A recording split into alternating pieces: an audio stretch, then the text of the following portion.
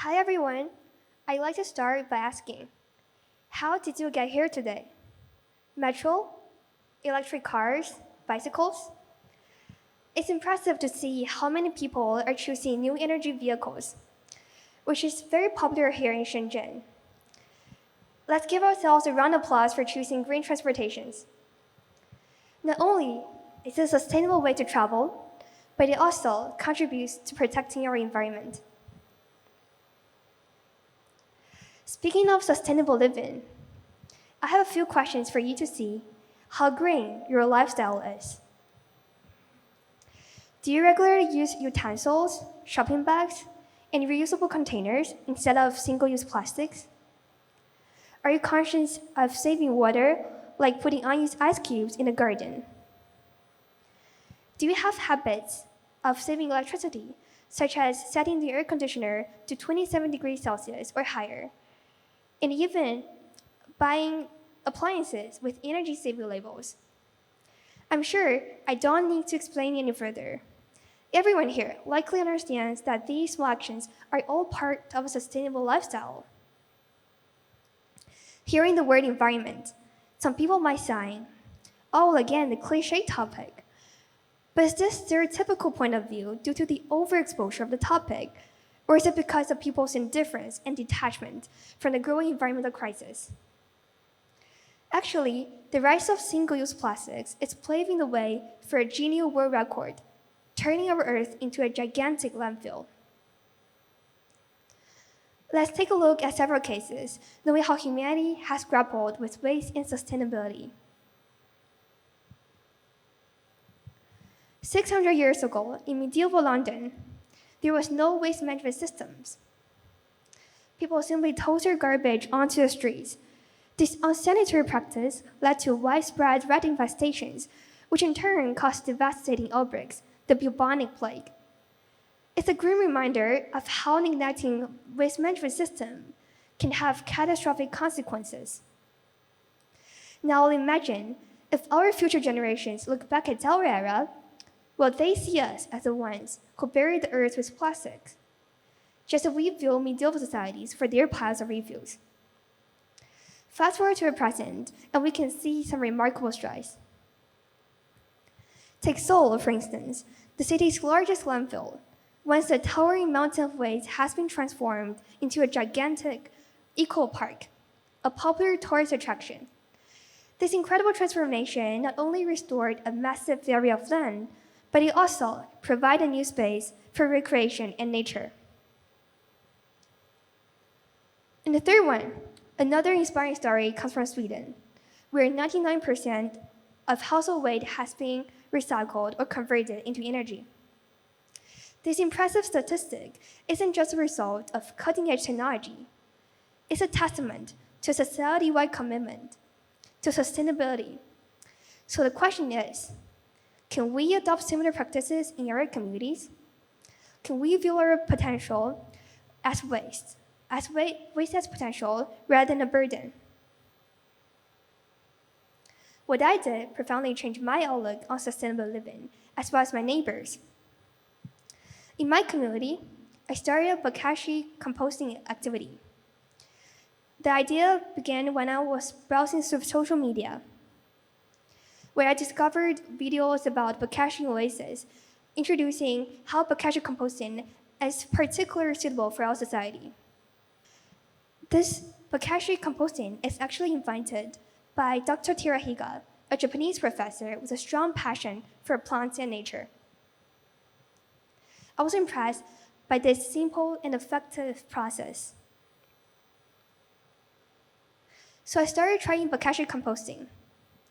First, I brought a Bokashi compost bucket from Taobao. After collecting vegetable peels, things such as vegetable peels, organic matters, and coffee grounds and foliage, instead of sending these scraps into a landfill, I put them into the bucket. The organic matters are shredded into small pieces. Effective microorganisms and charcoal are added.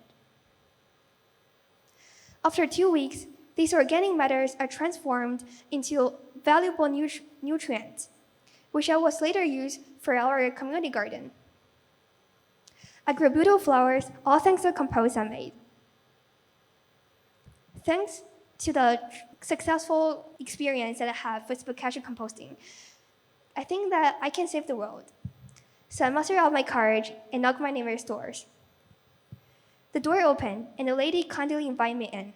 When I told her I wanted to mess around with her kitchen garden, she paused, and her expression frozen, and she declined. I moved to a second apartment, but they also shook their heads, saying, "This kid must be crazy." I could almost see the thought bubbles above their head. I stood in front of the third door, knocked, but no one answered.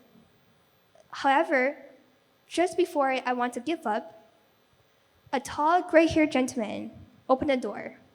He seems like the last person that might be interested in Bokashi composting. But before my brain could talk out of it, my voice had already launched into an enthusiastic pitch. To my surprise, he agreed. So I started to, encouraged by his unexpected support, I started making several presentations in my neighbors, talking about how Bokashi composting is particularly efficient and effective. I started making composting activities, discussing the forming ways our society deals with waste, and introducing Bokashi as a superior alternative to traditional composting. Actually, I found out it's very useful among my neighbors.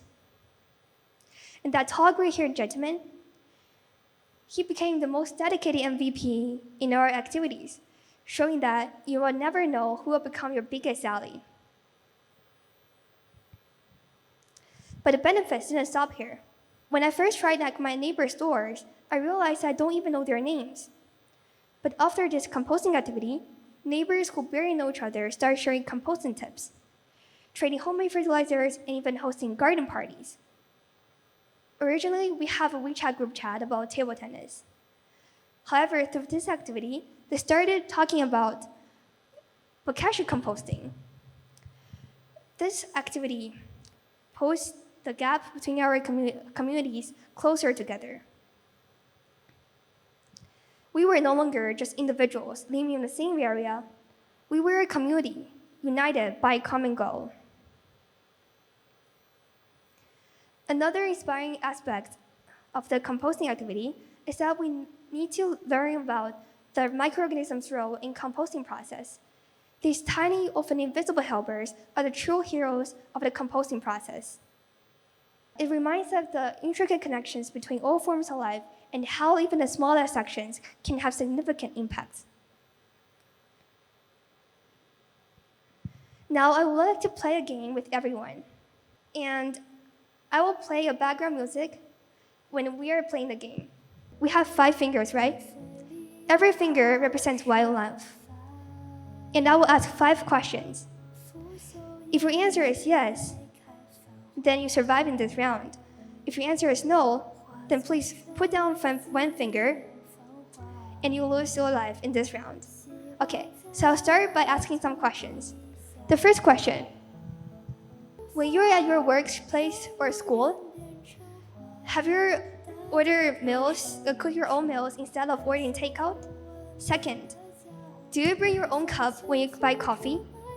Third, do you unplug electronics when they are not in use?